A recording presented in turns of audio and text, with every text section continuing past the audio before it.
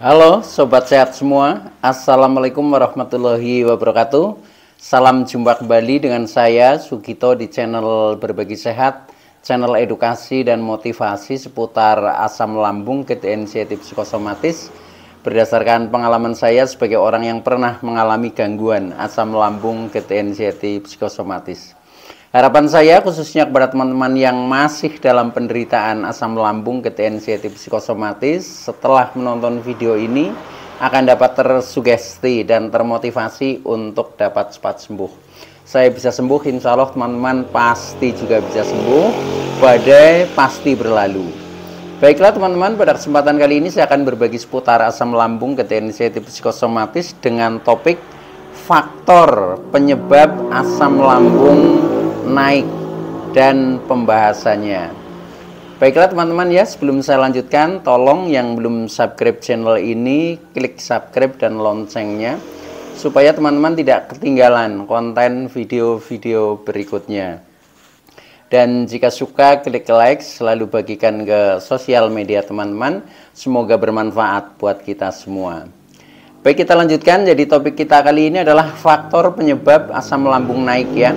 Dan pembahasannya, teman-teman semua perlu kita sadari bahwa penderitaan asam lambung, GTNCT psikosomatis yang disebabkan oleh multifaktor ya, baik itu faktor fisik maupun faktor psikis, dengan sensasi yang sangat beragam, mulai dari ujung rambut sampai dengan ujung kaki yang sering kita kenal sebagai 1001 rasa sensasi.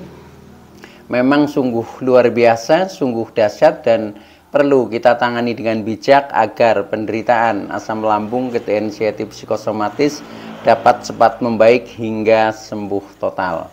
Dan khusus pada season kali ini ya, saya berbagi tentang topik ini, yaitu faktor penyebab ya, penyebab asam lambung naik. Nah ini penting ya, karena ketika kita bisa menemukan penyebabnya ya, otomatis kita akan mudah untuk mencari solusinya. Tetapi kalau penyebabnya saja kita tidak tahu ya, kita justru bingung ya, cuma taunya tiba-tiba kemudian asam lambung sering naik sehingga menimbulkan beberapa sensasi. Nah itu kita akan susah sendiri ya. Maka dari itu kita perlu kesadaran ya, hingga bisa menemukan kenapa ya, sebabnya apa. Nah, ketika sudah menemukan itu sudah pintu untuk sembuh itu sudah terbuka ya, teman-teman. Maka itu ini penting ya, sehingga tolong ikuti video ini, simak sampai dengan selesai supaya tidak gagal paham. Dan alangkah baiknya jika teman-teman juga menonton ya video-video saya yang lain, karena di setiap video itu saling berhubungan ya, saling melengkapi, sehingga pemahaman kita tentang seputaran gangguan asam lambung, GTNCT psikosomatis jauh menjadi lebih komplit ya. Nah, dengan komplitnya referensi yang kita pahami, maka akan mempermudah ya kita untuk berikhtiar secara holistik keluar dari jeratan gangguan asam lambung, GTNCT psikosomatis, sehingga menjadi cepat sembuh total. Nah itu teman-teman ya. Nah kembali kepada topik ya. Jadi terkena asam lambung ya, atau asam lambung sering naik ya, itu sebenarnya tidak serta-merta ya. Tidak serta-merta artinya pasti ada latar belakangnya, ada sebabnya, itu seperti itu. Karena kalau dalam kondisi yang baik-baik saja, asam lambung itu sifatnya selalu normal ya, karena itu sifatnya alami ya, alami dari organ tubuh kita ya. Tetapi ketika ada sesuatu yang memang akhirnya bisa menyebabkan, nah disitulah ya yang harus kita temukan ya, sebabnya apa, supaya nanti kita bisa merubah diri ya, merubah perilaku kita. Nah akhirnya kita akan menjadi membaik lagi. Sebenarnya kuncinya hanya seperti itu ya. Tetapi ketika kita untuk menemukan sebabnya saja belum ketemu atau masih sulit, nah ini kadang kita susah. Akhirnya di dalam kita berikhtiar hanya sifatnya spekulasi ya, sehingga kadang menjadi kurang tepat, yaitu seperti itu. Tetapi ketika kita bisa menemukan, apalagi dengan pasti ya, yakin karena memang sebabnya ini, ya sudah, kita akan cepat membaik ya, bahkan bisa sembuh mendadak ya ketika kita memang mencari solusi itu tepat, itu seperti itu teman-teman. Nah begini, maka dari itu kita perlu pahami ya faktor-faktor yang bisa menyebabkan asam lambung itu menjadi tidak normal atau asam lambung itu sering menjadi naik ya, sehingga muncullah GERD ya. GERD memunculkan beberapa sensasi ya, mulai dari sensasi di kepala yang sering pusing-pusing, kepala berat, keliengan, dan seterusnya ya, mata buram, telinga berdenging, kemudian dada yang selalu nyeri, panas ya, kadang ada sakit di dalam ini ya, di seputar dada, bahkan kadang ada rasa seperti tertusuk ya dari depan sampai tembus ke belakang. Nah itu saya dulu juga mengalami seperti itu ya. Nah itu ketika sudah banyak sensasi yang muncul seperti itu, nah itu kadang akhirnya kita menjadi cemas ya. Nah kecemasan kita bukan kecemasan biasa, tetapi kecemasan yang berlebih ya, atau anxiety disorder. Nah ketika sudah seperti itu, akhirnya naik lagi ya, pikiran kita juga akan menganalisa yang negatif ya. Nah akhirnya kita berpikiran selalu negatif ya, jangan-jangan tidak sembuh, jangan-jangan terkena penyakit berat, jangan-jangan mendekati kematian dan seterusnya. Nah ketika sudah seperti itu, respon tubuh akan negatif juga ya. Ketika pikiran negatif, maka respon tubuh negatif, dimulai dari respon lambung juga menjadi asam lambungnya mungkin tidak normal ya, atau menjadi sering naik. Kemudian rasa-rasa yang lain itu juga menimbulkan sensasi-sensasi yang aneh, bahkan bisa menimbulkan panic attack ya. Nah itu karena kita mengalami psikosomatik ya. Jadi apa yang dipikirkan, nah itu akan direspon oleh tubuh kita. Nah begitu pikiran kita berpikirnya negatif, ya sudah, respon tubuh kita menjadi negatif, atau rasa-rasanya, gejalanya itu seperti kita orang sakit ya. Tetapi ketika kita cek secara medis ya, ke dokter ya, nah itu kadang dinyatakan ya organ-organ tubuh kita itu baik-baik saja. Itu pengalaman saya dulu juga seperti itu ya. Dicek jantung bagus, cek paru-paru bagus, cek liver bagus, cek ginjal bagus, sampai dengan cek darah ya itu juga normal bagus ya. Tetapi rasanya luar biasa. Nah ini uniknya penderitaan asam lambung psikosomatik itu seperti itu teman-teman. Nah maka dari itu caranya untuk lepas dari itu ya, nah ini cukup kita temukan faktor penyebab, kemudian nanti kita ubah ya diri kita, tentunya mengubah perilaku dengan cara yang tadi menyebabkan. Nah itu yang kita perbaiki ya. Nah di setiap orang itu kadang penyebabnya berbeda-beda ya, tetapi ada juga yang disebabkan oleh beberapa faktor juga bisa, karena faktornya banyak ya. Tetapi ada juga yang disebabkan hanya oleh satu faktor. Nah itu akan lebih mudah untuk menyembuhkan ya, itu seperti itu. Nah baik ya, kita pahami. Jadi hal-hal yang harus kita sadari ya, hal-hal yang harus kita sadari atau kita pahami, yaitu tentang faktor yang bisa menyebabkan asam lambung itu menjadi tidak normal. Itu ada beberapa hal ya, antara lain satu ya, yang pertama ini, biasanya asam lambung itu bisa menjadi tidak normal atau menjadi sering naik ya, itu karena pengaruh dari makanan teman-teman ya. Pengaruh dari makanan ketika pola makan kita tidak baik. Nah itu juga harus kita koreksi diri kita sendiri ya. Harus koreksi diri kita sendiri, kita pola makannya sudah baik atau belum itu loh. Nah ini pengalaman saya dulu ya, itu terkena asam lambung atau emah dulu ya awalnya itu karena memang pola makan saya yang tidak baik ya. Jadi makan tidak teratur ya, pagi kadang sarapan kadang enggak ya, seringnya enggak sarapan. Nah kemudian makan siang juga waktunya sewaktu-waktu.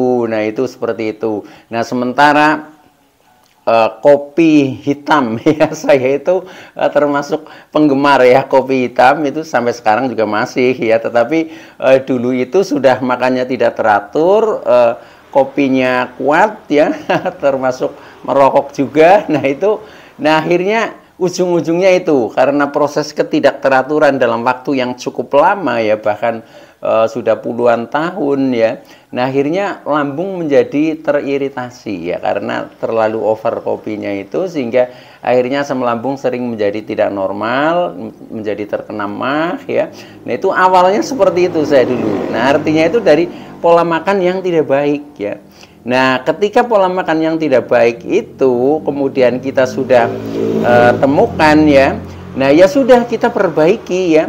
Makan kita rubah menjadi teratur ya. Kemudian makanan-makanan yang sensitif atau bisa menyebabkan iritasi lambung, nah itu kita kurangi ya, kita kendalikan ya, akhirnya membaik kembali teman-teman ya. Itu seperti itu. Bahkan kalau kita disebabkan hanya dari itu, hanya dari faktor makanan, begitu kita sudah merubah perilaku tentang pola makan menjadi lebih baik, ya sudah, itu pasti akan sembuh, yaitu seperti itu. Tetapi kadang ketika itu berlangsung lama, itu faktornya menjadi bertambah ya. Contohnya ya, karena waktu itu saya juga agak lama ya, yaitu sampai hampir 2 tahun ya terkena gangguan MAH asam lambung itu ya. Nah, akhirnya menjadi terkena kecemasan. Nah, itu. Nah, kecemasan itu juga susah juga ya untuk dihapuskan, apalagi kita juga belum paham ya yang menyebabkan kecemasan itu apa ya. Tetapi yang pertama yang menyebabkan kecemasan contohnya ya waktu itu yaitu gara-gara kita asam lambung tidak normal dalam waktu yang panjang, sehingga kita merasa mulai takut, wah jangan-jangan ini mendekati kematian, wah jangan-jangan ini ada penyakit lain yang lebih berat dan seterusnya. Itu seperti itu, akhirnya menimbulkan kecemasan. Nah, sebenarnya itu wajar ya, tetapi buat kita yang baru mengalami itu, waduh, luar biasa itu seperti itu ya. Nah, maka dari itu pahami saja ya. Jadi yang pertama, ketika disebabkan dari pola makan, ya sudah, kita kembali ke pola makan yang lebih baik. Itu seperti itu. Nah, bagaimana cara mengatur pola makan yang lebih baik? Sudah saya ada videonya ya di video-video yang lalu, yaitu tentang pola makan ya, pola makan bagi penderita asam lambung kesensitif psikosomatis. Itu bisa ditonton kembali di video yang lalu itu. Nah, itu faktor yang pertama ya. Jadi asam lambung naik bisa disebabkan dari pola makan yang tidak teratur itu. Nah, kemudian yang kedua, asam lambung sering menjadi tidak normal ya, atau menjadi sering naik. Itu bisa disebabkan dari pola hidup kita atau gaya hidup kita ya.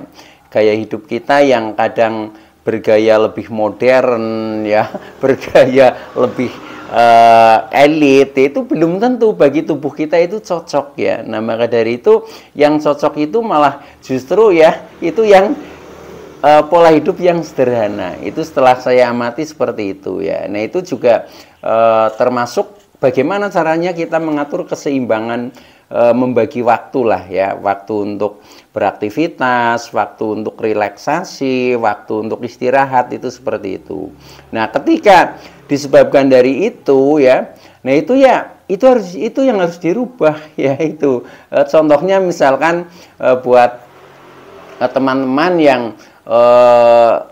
bekerja terlalu larut ya, terlalu larut malam mungkin, tapi tiap hari. Nah, sehingga kadang imunitas tubuh juga berkurang, kadang makan juga jadi sering terlambat. Nah, akhirnya sama menimbulkan asam lambung. Maka untuk itu rambu-rambunya ya untuk mengatur pola hidup, kalau saya bagi menjadi 3, yaitu 8-8-8 ya. 8 jam itu untuk bekerja ya, 8 jam untuk relaksasi, untuk ibadah, dan untuk menyalurkan hobi. Nah, kemudian 8 jam berikutnya adalah untuk istirahat atau tidur. Nah, dengan seperti itu sehingga terjadi keseimbangan antara kebutuhan tubuh kita untuk bergerak dan untuk beristirahat. Nah, ketika itu terjadi keseimbangan ya sudah, kita akan membaik. Tetapi ketika kita kadang terlalu ambisi dan lain sebagainya, itu kadang faktor itu sering kita abaikan. Nah, maka dari itu kita yaitu ujung-ujungnya menjadi asam lambung tidak normal. Itu seperti itu teman-teman ya. Nah, maka silahkanlah untuk gaya hidup, pola hidup itu disesuaikan menjadi lebih baik ya. Dan mudahnya untuk lebih baik itu dengan gaya hidup sederhana, teman-teman. Sederhana itu artinya cukup ya, bukan berarti sederhana itu pelit ya, itu bukan ya. Sederhana itu secukupnya, apa-apa itu secukupnya saja ya. Itu dengan seperti itu efek di dalam tubuh kita itu jauh menjadi lebih baik, itu seperti itu.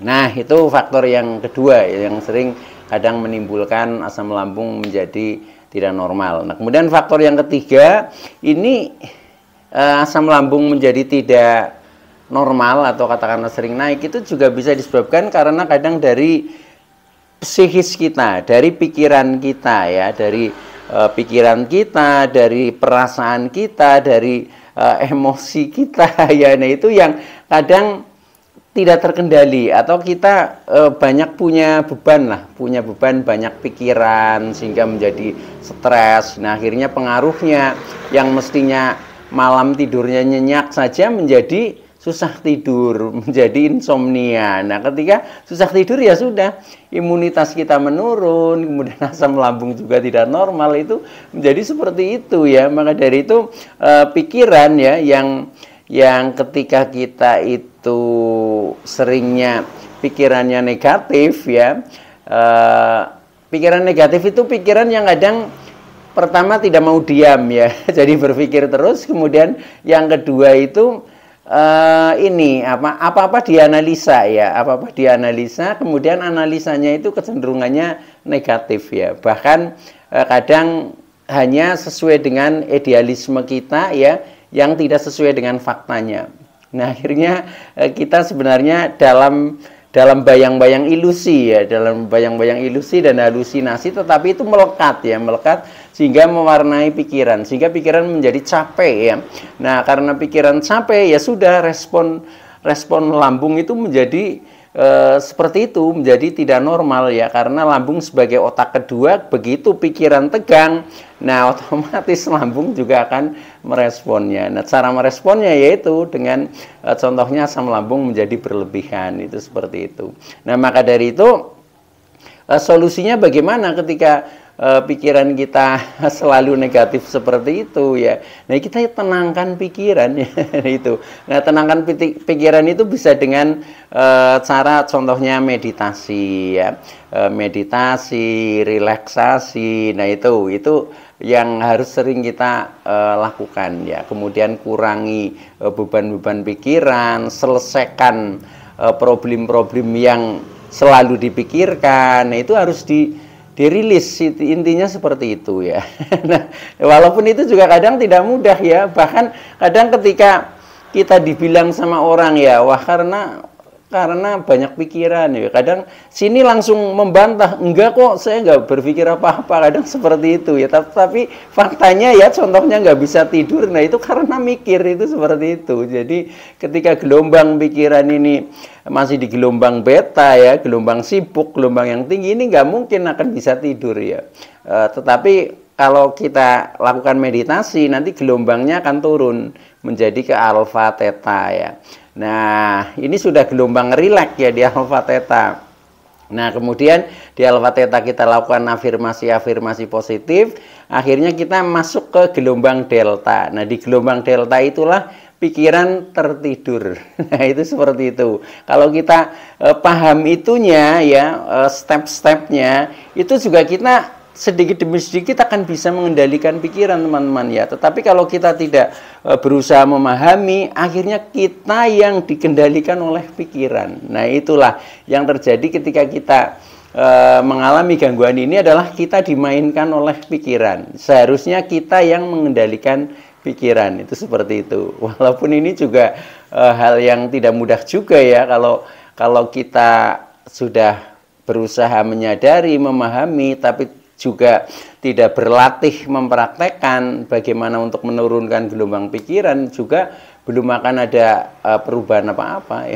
Itu maka dari itu kita harus banyak, istilahnya ya banyak belajar lah, banyak ngangsuk kawruh ya, sehingga pemahaman kita menjadi betul-betul paham, kemudian kita coba praktekkan sedikit demi sedikit, dan akhirnya nanti kita akan mengalami perubahan. Nah, akhirnya pikiran menjadi tenang. Begitu pikiran tenang ya sudah, asam lambung juga akan baik-baik saja. Itu seperti itu. Nah, itu faktor yang ketiga ya. Nah, kemudian faktor yang keempat, asam lambung itu sering naik, itu bisa disebabkan dari perilaku kita, teman-teman ya. Perilaku itu juga luas juga ya. Jadi perilaku intinya ya sikap-sikap kita, amal perbuatan kita. Nah, itu. Nah, ketika itu istilahnya baik ya. Baik itu ukurannya baik bagi diri kita dan baik bagi orang lain. Ketika itu yang dilakukan, maka insya Allah itu akan mendukung asam lambung juga akan normal ya, tidak akan memberikan efek yang negatif. Tetapi ketika kita di dalam mengatur perilaku kita itu sering kontradiksi dengan pihak di luar diri kita ya, contohnya hubungan sosial tidak baik ya, apalagi kita sampai sering marah-marah, kemudian kita menyimpan rasa dendam, mungkin kita merasa menderita, kita merasa tersakiti, kita merasa tidak dihormati dan lain sebagainya. Nah, ketika itu melekat ya, nah itu ya sudah sama, respon lambung menjadi tidak normal. Itu yang saya rasakan seperti itu. Maka buat teman-teman ya silakan ya, kita pahami saja tentang perilaku diri kita, dan kalau memang itu yang menyebabkan karena perilaku kita mungkin sedikit kurang baik ya, tetapi karena dalam waktu yang panjang ya akhirnya terakumulasi, ya itu akhirnya menjadi menimbulkan seperti itu. Nah, maka dari itu ya kita harus rubah perilaku kita menjadi lebih baik. Ukuran baik itu mudah ya. Jadi baik bagi diri kita, baik bagi orang lain, baik bagi alam semesta. Itu seperti itu. Nah, itu. Nah, kemudian yang terakhir yaitu asam lambung juga bisa juga sering naik ya. Karena kita secara spiritual ya, ini kajian secara spiritual, kadang keyakinan kita itu kurang ya, atau kita kurang mendekat kepada Sang Pencipta ya. Nah, ketika kita keyakinan kita merasa dekat dengan Sang Pencipta, ini insya Allah semuanya juga akan baik-baik saja, karena dengan kita dekat dengan Sang Pencipta ya, kita merasa terlindungi ya, kita merasa aman, merasa damai dan seterusnya ya, sehingga respon tubuh juga akan menjadi lebih baik. Nah, ini untuk hal ini ya yang berhubungan dengan spiritual kita, ini biasanya kita tingkatkan kegiatan-kegiatan kita yang berhubungan dengan keyakinan kita atau agama kita masing-masing, teman-teman. Itu silahkanlah, mungkin kita tingkatkan ritual-ritual agamanya, kita tingkatkan ibadahnya, kita banyak membaca ayat suci, kita banyak istilah mungkin bersedekah dan lain sebagainya ya. Pokoknya yang berhubungan dengan keyakinan kita lakukan menjadi lebih baik. Itu insya Allah ya yang kembali kepada diri kita juga perasaan damai dan bahagia. Nah, akhirnya kita akan asam lambung akan baik-baik saja, normal, dan akhirnya kita menjadi cepat untuk sembuh total. Baik teman-teman ya, itu dulu yang bisa saya sampaikan, kurang lebihnya mohon maaf ya. Terima kasih atas like, subscribe, serta komennya. Saya Sugito dari channel Berbagi Sehat. Saya bisa sembuh, insya Allah teman-teman pasti juga bisa sembuh, badai pasti berlalu. Oke, terima kasih. Wassalamualaikum warahmatullahi wabarakatuh.